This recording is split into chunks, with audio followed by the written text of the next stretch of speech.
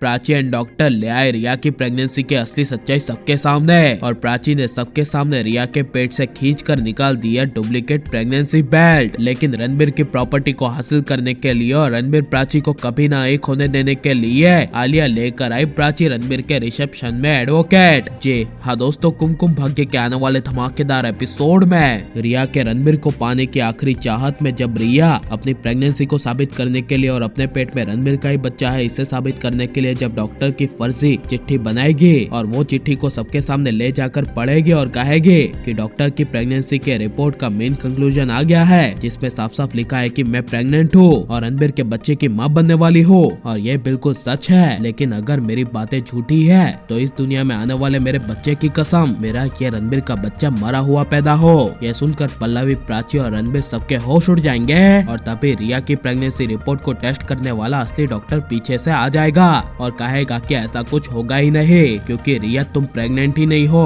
तुम्हारे पेट में कोई बच्चा ही नहीं है। यह सुनकर पल्लवी के पैरों तले जमीन खिसक जाएगी और पल्लवी शॉक के मारे डॉक्टर को कहेगी क्या आप क्या बोल रहे हैं। तभी डॉक्टर कहेंगे जी हाँ मैं बिल्कुल सही बोल रहा हूँ। इस रिया ने और इसकी आलिया बूजी ने मुझे हॉस्पिटल में बहुत बार खरीदने की कोशिश की और कहा कि मैं रिया की प्रेगनेंसी की फर्जी रिपोर्ट बनाऊं, लेकिन मैं खुद इस धोखे को जानता हूँ कि अगर कोई अपना ही परिवार वाला धोखा दे तो उस पे क्या बीतती है। यह सुनकर तभी रिया को कुछ समझ नहीं आएगा और यह जोर जोर से चिल्ला चिल्ला कर कहेगी ये सब झूठ है, मैं रणबीर के बच्चे की माँ बनने वाली हूँ, मेरे पेट में रणबीर का बच्चा पल रहा है। तभी यह सुनकर प्राची सबके सामने रिया की असली सच्चाई लाने के लिए रिया के पेट से झूठा प्रेगनेंसी बेल्ट निकाल देगी, जिसे देखकर पल्लवी, विक्रम और पूरे परिवार के होश उड़ जाएंगे और पल्लवी शौक के मारे अपने दोनों हाथ मुंह पर रख देगी। जिसके बाद जब प्राची रिया को कहेगी कि सब लोग देखो रिया के पेट में ये झूठा प्रेगनेंसी बेल्ट ही रणबीर का बच्चा था, असल में कभी रिया के पेट में रणबीर का बच्चा हुआ ही नहीं और रणबीर का छोड़ो किसी और का भी ये बच्चा नहीं हुआ। तभी यह सुनकर पल्लवी काफी गुस्से से रिया के नजदीक जाकर रिया को जोर से तमाचा मार देगी और रिया को इमोशनल होकर कहेगी क्यों तुमने ऐसा क्यों किया,